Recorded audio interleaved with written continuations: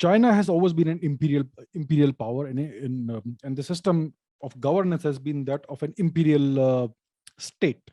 India has had its own form of governance, which is a quasi-democratic. India is essentially the birthplace of democracy. We have had democracy way before the Greeks had democracy.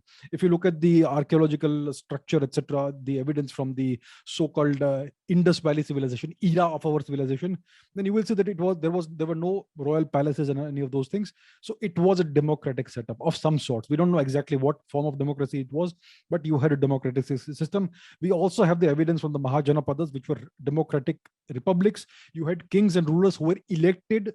They were not hereditary and so on. So India always had this democratic form of government where the people had a lot of rights and a significant amount of power over what happened and what the kind of governance and life they had. So that is the kind of system India had.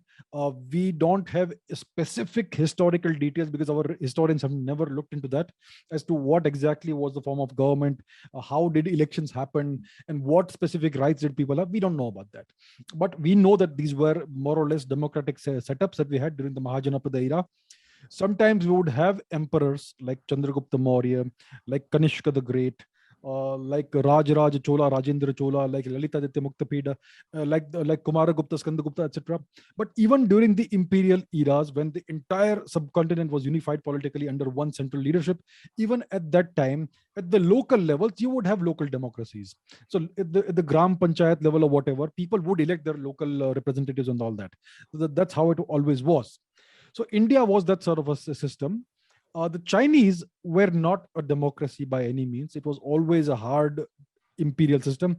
You had these dynastic cycles in which a dynasty would come to power, be in vogue for a couple of centuries or so, then it would crumble. There would be maybe a century of anarchy, then a new dynastic cycle would start and that sort of thing. So that's the kind of system China had. Now, if we compare the two economies historically, India has always surpassed the Chinese economy. India was always the larger economy. India always had more influence on the world culturally and economically. For instance, we know that India had extensive trade with Europe. India had extensive trade with Rome from the western ports in India, especially in Gujarat, Saurashtra, etc., which was at one time controlled by the Indo-Scythian kings, Rudra Daman, Rudra Sinha, etc. And then the Guptas took over and they continued the trade with Europe. So Europe was addicted to Indian products like textiles, like spices, like various other things.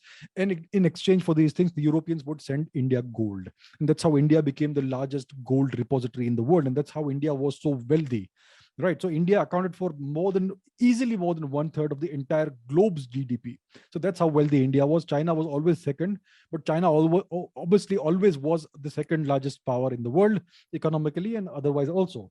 So India had these extensive contacts, trade contacts, cultural contacts with Rome, with Greece, with Egypt as well, with the Middle East, with Persia, with East Africa, and also to the east with China, with Indonesia, Java, Sumatra, Southeast Asia, and so on. So India was essentially the center of the world.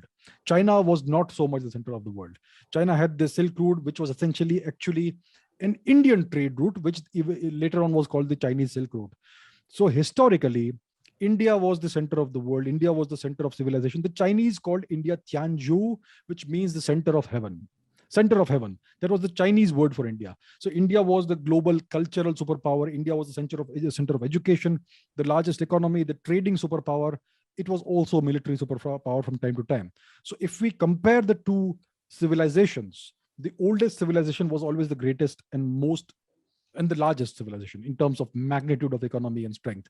China was always number 2, and India was always more liberal. India is the country that had the democracy. The Chinese never had that. So that's a kind of comparative study of the two civilizations.